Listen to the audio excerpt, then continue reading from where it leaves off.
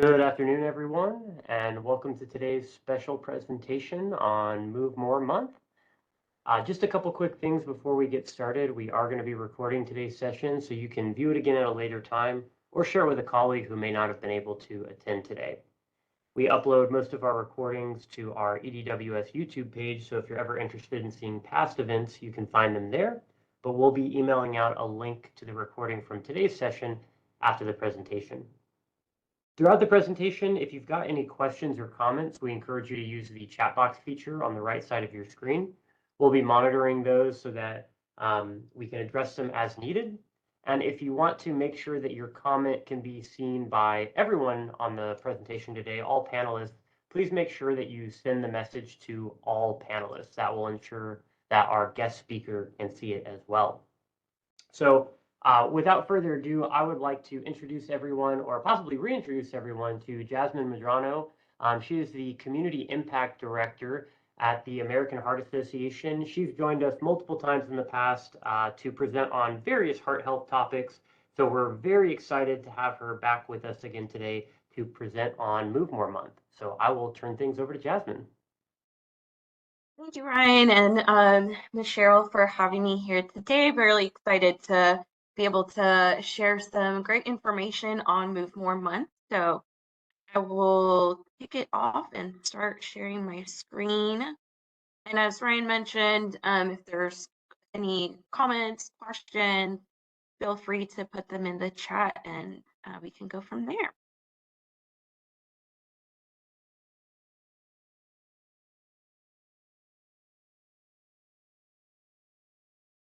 Just to kind of kick it off, if you want to put in the chat box what kind of physical activity you would like to do, just to kind of see what are some activities that we are already doing to get some ideas and to really engage in today's presentation. I know with the weather lately, it's been going all over the place. So as it continues to warm up, I'm really excited to start doing some more walks here on the Beltline and the different parks around in my area. So that's definitely one of those things that I really love to do. And one thing that I actually want to get to start getting into is riding a bike. That was something that I recently learned. So just to provide that context, that it's never too late to pick up a new activity that you maybe really been wanting to do and just maybe never knew how to do. It's never too late. So love seeing in the chat dancing, hiking, walking, and I feel like we're pretty lucky living here in Georgia that we just get to have access to just all the different things within nature. So keep those coming. And it wouldn't be right if we didn't have some incorporate some movements. So I'll have some different clips throughout the presentation just so we can get off our chair and get some movement. So hope you are joining me with this first one.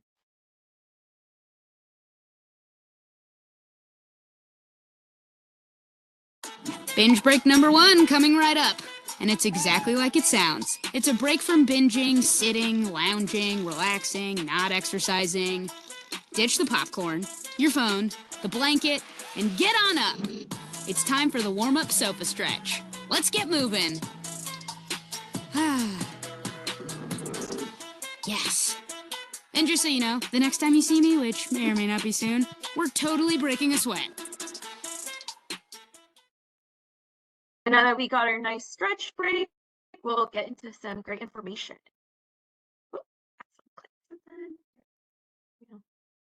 There we go.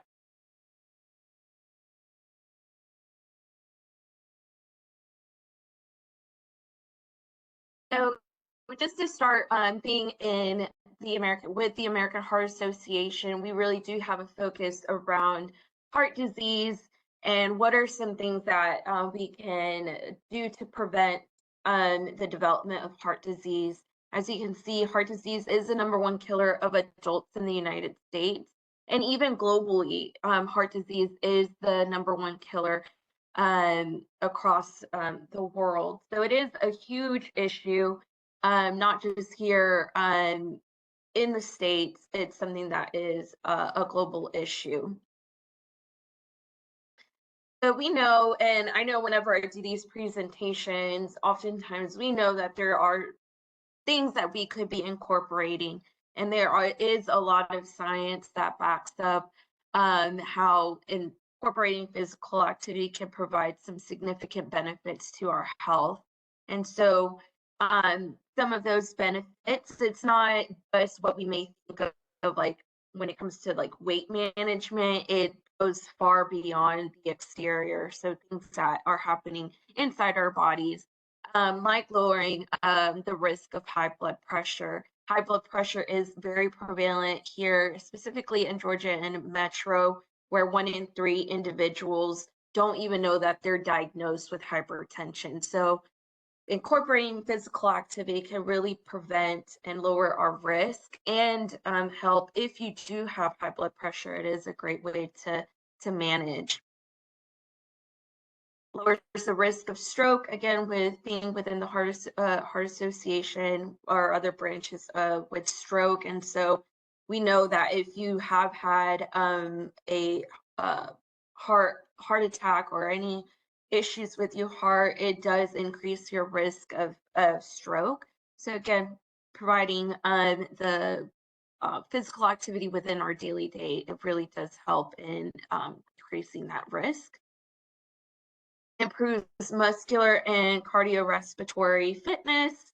I like to tell people that we often forget that our heart is a muscle. So if we're doing some cardio, it really is helping to strengthen our heart and improve our muscular fitness overall. Maintain a healthy body weight, which I think is oftentimes the thing that a lot of people think when they think about like getting more physically active. It's around body weight, but it also helps prevent falls, improves mental health. There's a lot more research coming through that lens, as well as more of the cognitive health. Improves sleep. I know whenever I just had worked out on Monday and had a pretty intense workout, and I got home, ate, and then I really had the most deepest of sleep on Monday from that really intense workout. So another method to help improve sleep and improve bone health, specifically for women. Whenever we are doing more strength training, it really does help women have much stronger bones and overall muscular fitness. More benefits than just the maintaining a healthy body weight. So what is recommended? Adults should get at least 150 minutes a week of moderate intensity aerobic activity, or 75 minutes a week of vigorous aerobic activity, or a combination of both, which is preferred, and to be spread out through the week. And I'll be diving into what it entails in those different categories. Strength training activity should be incorporated at least 2 days per week. Again, if there's a way to have a combination of several of these different activities, it's just really great, because then you're not getting bored of the same routine, and then in turn you're able to hit all the different components from various activities. So before you go into exercise mode, what are some things that you should consider? Definitely don't forget to warm up. Don't just throw yourself into a workout class without kind of preparing your body of what's to come. So really important for just safety reasons, and to ensure that you're having an efficient workout. So good rule of thumb is 5 to 10 minutes. And of course, the more of an intense workout, the longer that you should warm up. And really important that you're just not warming up that particular muscle that you plan on exercising. So if you're doing leg day, you're not just stretching your quads and your glutes, that you're doing your whole body, because obviously as you're getting the weights, you're using not just your legs, you're using all of your body in that workout. And of course, hydrating with water and eating a healthy carb up to 2 hours before working out. So that could look like a whole grain, yogurt, fruit, veggie to help maintain blood glucose concentration.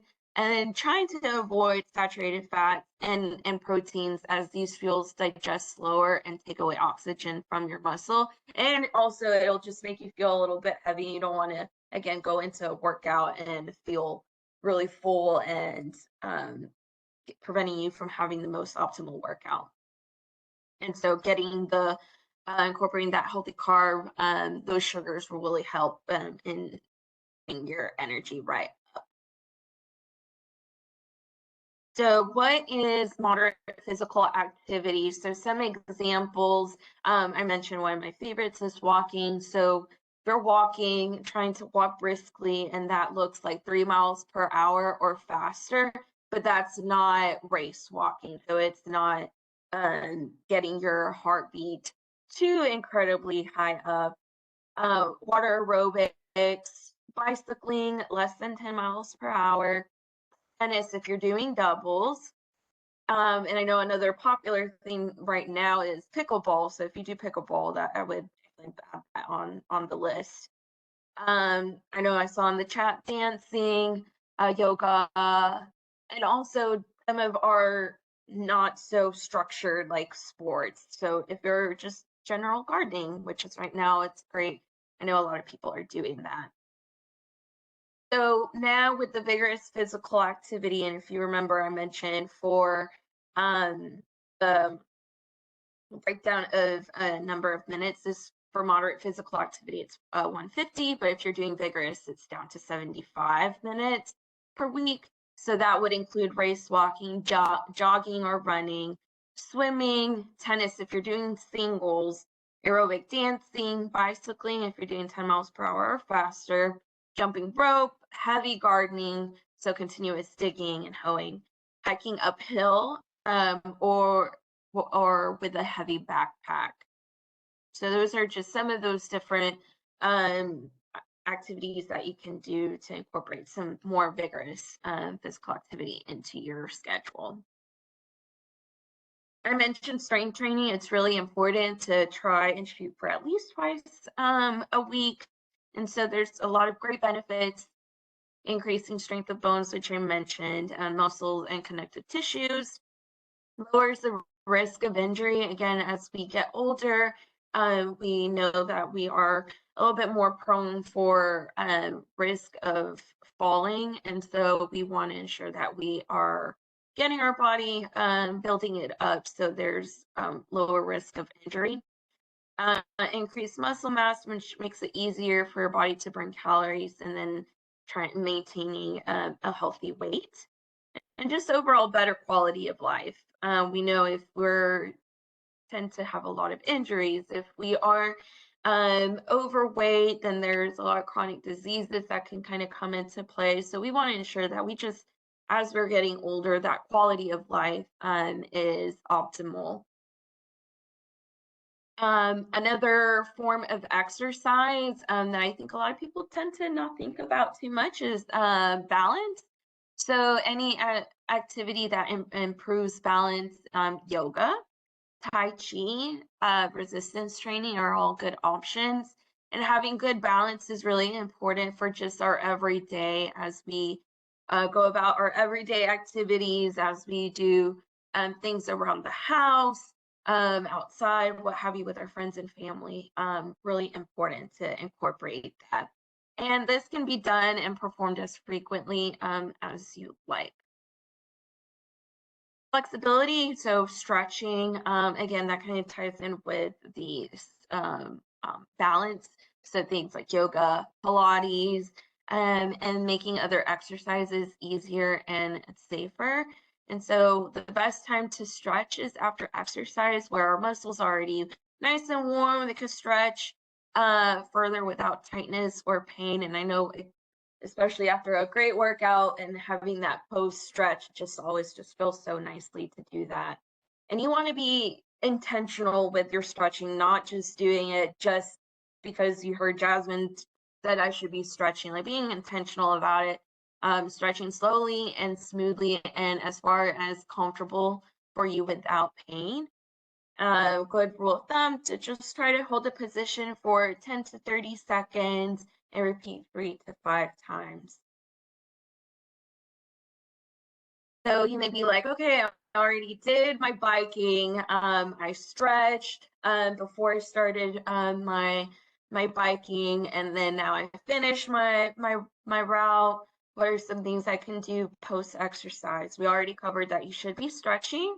And another thing to do is to recover quicker with a cool down.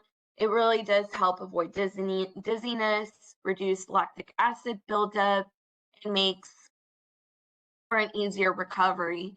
And you want to gradually reduce your heart rate. Again, using myself as an example, on Monday, I really did go a little too hard, and I really had to just take a moment to get my heart rate down. And so I did that by doing some stretching and just taking a second to breathing in through my nose and out through my mouth to, again, regulate my heart. And so another question that I feel like a lot of people tend to get is, okay, what should I be eating right after? So you want to refuel your body. Definitely want to drink plenty of water. You may be sweating a lot. So we want to ensure that we're keeping our body hydrated, especially if you're doing some class or workout outside once the weather picks back up. And you want to eat some lean protein and a healthy carb. So a healthy carb would be like a fruit or a veggie, or something that is low in fat. And then the foods rich in protein, it really is just to help repair and grow our muscles. And so, as you're working out, you are tearing your muscle in order for new muscle to grow on top. So getting in that protein and so again, if you are trying to incorporate protein, trying to choose lean proteins like chicken, fish. If you're vegetarian, getting those through your lentils and beans and legumes, things of that nature.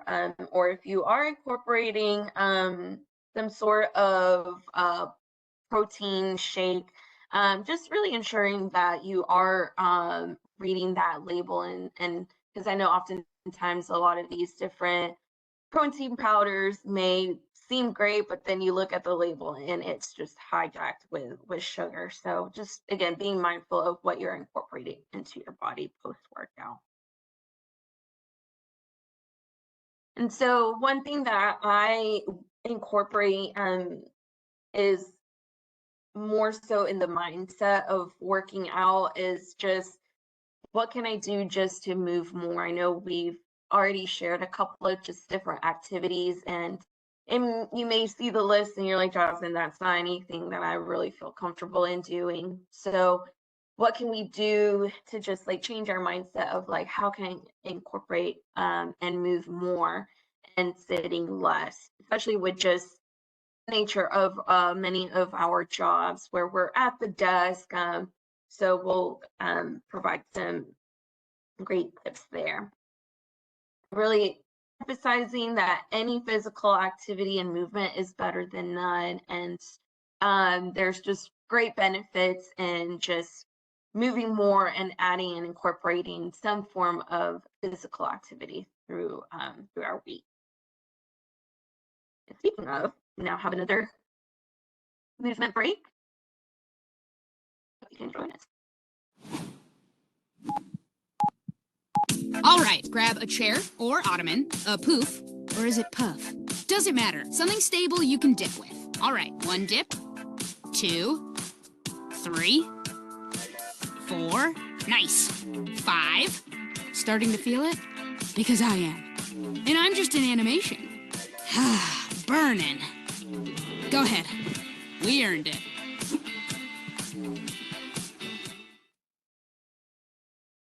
Love it. And again, I'll provide some of those different resources at the end. Just like that video, if you're in between a meeting, taking a second just to do those little dips on your chair never hurt anybody. And so what we shared were the adult recommendations, and now I'm switching gears towards kids. If you have kids of your own, or just good information to have that you can share with your loved ones who do have kids. So for children, it is recommended that they are active for 60 minutes every day. If a full hour of activity is not doable, aim for at least 2 30-minute periods or 4 15. So really, again, that even applies to us as adults, that with that recommendation, see how we can split it throughout the week. Does it have to be knocked out in one sitting? And so for kids, I know that they're in school, and they may have access to a physical education class, recess, or they may be involved in sports, but we know that that's not always the case once you get a little bit older. I know I remember in high school, physical education class was only a requirement for freshmen. And so for sophomores, juniors, and seniors, it was an elective that they could choose to participate in some sort of physical activity during the school time. So again, information that access to physical activity for kids, it may not be consistent from K through 12. So being mindful of that. And so if that's the case, seeing how can you incorporate that with your own children. So in the chat box, I know as we're talking about all the different recommendations, some of the different activities, we know life can sometimes be a little difficult in trying to incorporate some of these different things that we want. So there are some barriers. So what are some ways to be more physically active? Doing it alone. I see that in the chat. I know a big barrier for me that I'm specifically always working through is just being comfortable in the gym with just the equipment. So I've taken it to share that and being vulnerable with my friends that are a little bit more active at the gym. So we've started to go together, and so that's been a really great opportunity to get that support system and have somebody to say like, hey, like this is how you work this machine, or like you're doing great. So there are a lot of barriers. Be more physically active, and hopefully we can provide some tips on how we can overcome those. So a common one, I don't have enough time. And yep, my schedule, which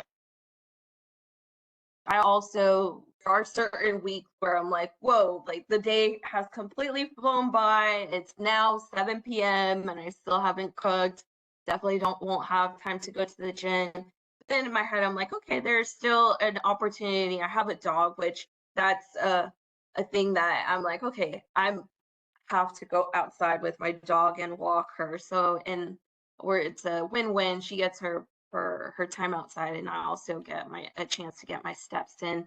So really trying to see what are some activities that do fit into your routine. And again, thinking it doesn't have to be the generic going to the gym or going to a yoga class or doing this. It could be as easily as just taking a quick 15-minute walk outside in your neighborhood, climbing the stairs, parking further away from your office, or exercising while you watch TV. So finding just what is it that works with your schedule.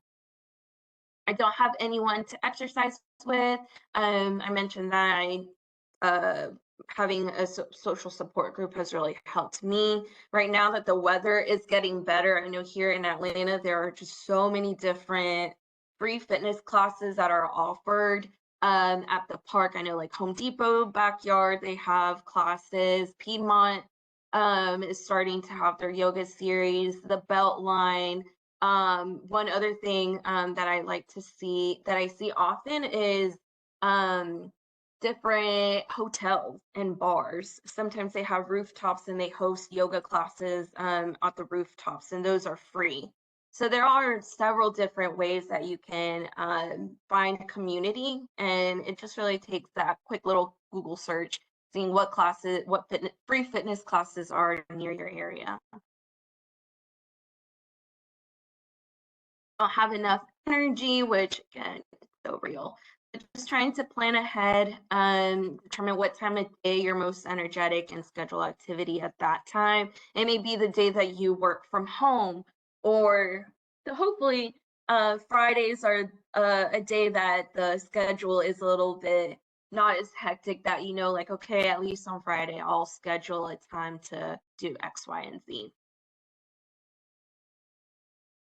I don't have exercise equipment, and you don't need gym equipment or membership. There's a lot of great resources online that, again, I'll share from AHA that we have on YouTube. Especially during the pandemic, a lot of content was developed that it's still free to access. I have to take care of my family. Well, let's make that a family thing where every Friday afternoon we go to the park, or we go find a new trail near the neighborhood to walk together as a family. So making it really like a family thing, and really setting up your kids or just your spouse, your partner, so where it's not just me individually, but this is like a family thing that we want to do, ensure that we're all healthy. So with our workday, I mentioned that's definitely a barrier where adults in the US spend on average 6 to 8 hours a day being sedentary behind our desks. So what is it that we can do during the walk, during the work week? Walk during your breaks. I know in our office during spring and summer, if possible, if it's just like a one-on-one check-in with your supervisor, we take those meetings outside and make it a walking meeting. They walk during your lunch break, stand during meetings, take the stairs instead of the elevator if you have access to a standing or adjustable desk, to just provide that. One thing that we also did in our office, we did a walking challenge during April, since April 3rd is National Walking Day. So we just made it this whole 4-week challenge from mid-March up until mid-April, and it really did tap into our office competitiveness. So if that's something that within your own department, with your own office, that you want to do some sort of walking challenge, it's a really fun way to just have camaraderie among your coworkers, just to say like, hey, we're all here to ensure that we're our best selves and get some walks in.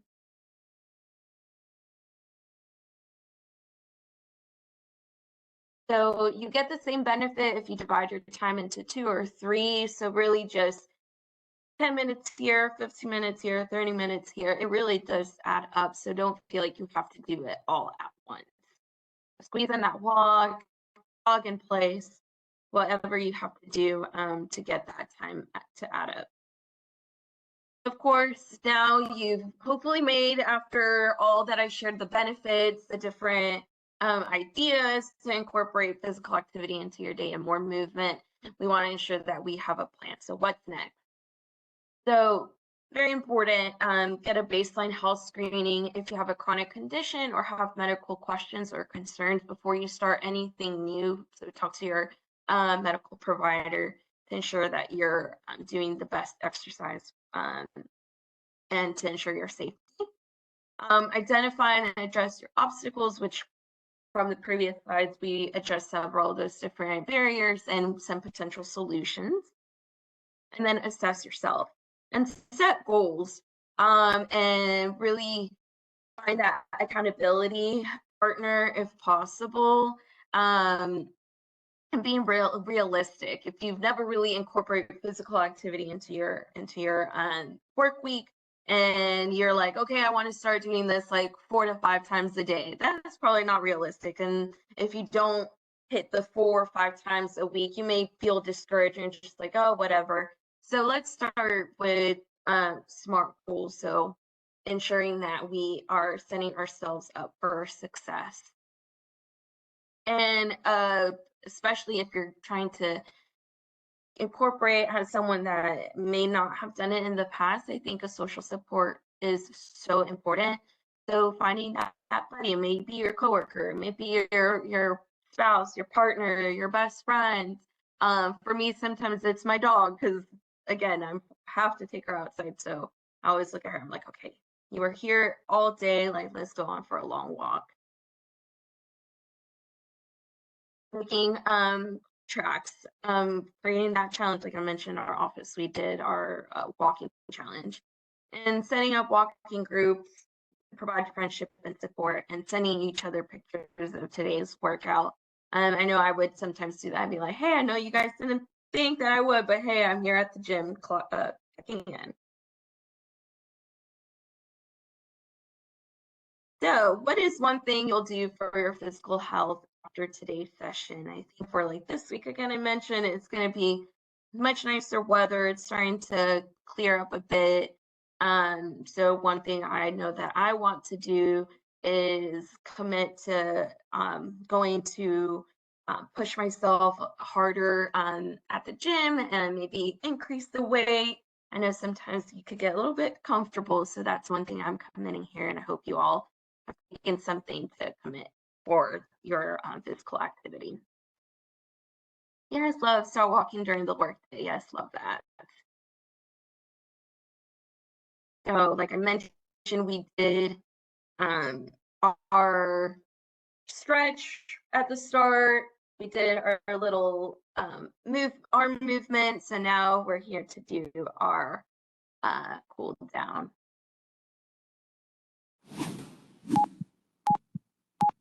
Wait. Put down your phone. This is just a little cool down stretch.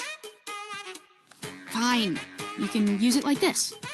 But before I go, I just wanted to say you're awesome. Believe it or not, you're about 90 seconds more active than you were before, and your heart totally noticed. Yeah, the workouts are done, but you don't have to be. Visit heart.org/makemoves to learn more about how you and your heart can keep moving.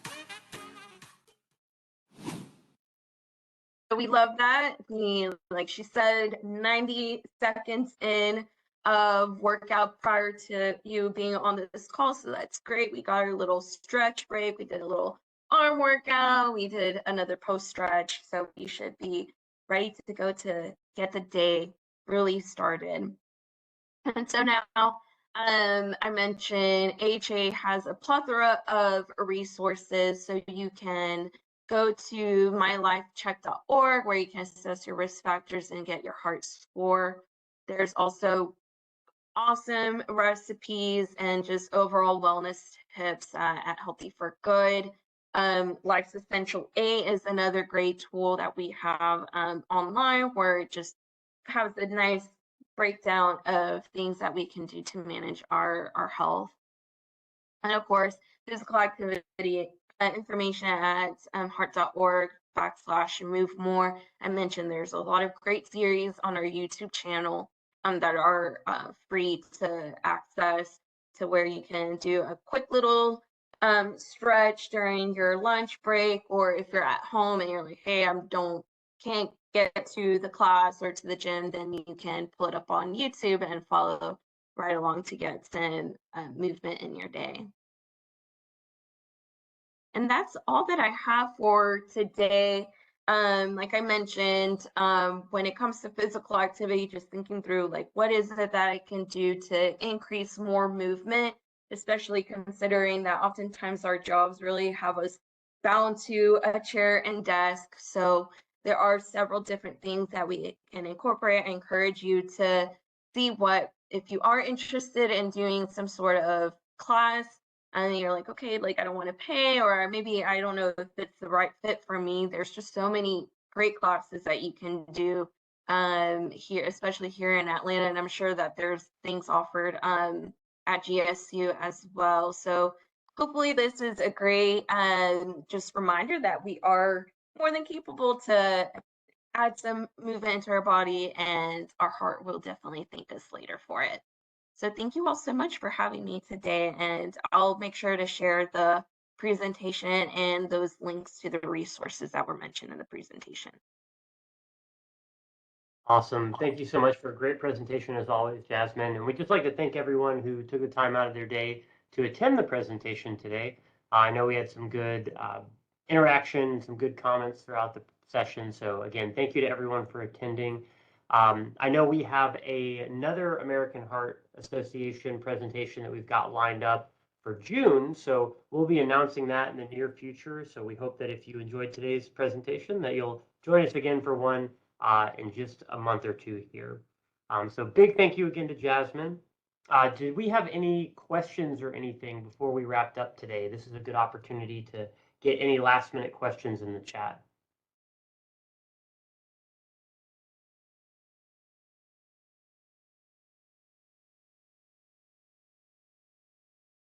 And while we're waiting to see if any questions pop up, just want to remind everyone, we are going to send out a link to that recording, and Jasmine mentioned passing along the materials from today's presentation. So definitely keep an eye out in your email for some follow-up information on that. And I don't see any questions in the chat at this time, so I think we're all good to go. Jasmine, if I happen to hear anything from anybody, I'll make sure to send you an email and then I can get you in touch with them. But again, big thank you for joining us today. And we hope that everyone has a great rest of their Wednesday and a pleasant week. Take care, everyone. Thank you.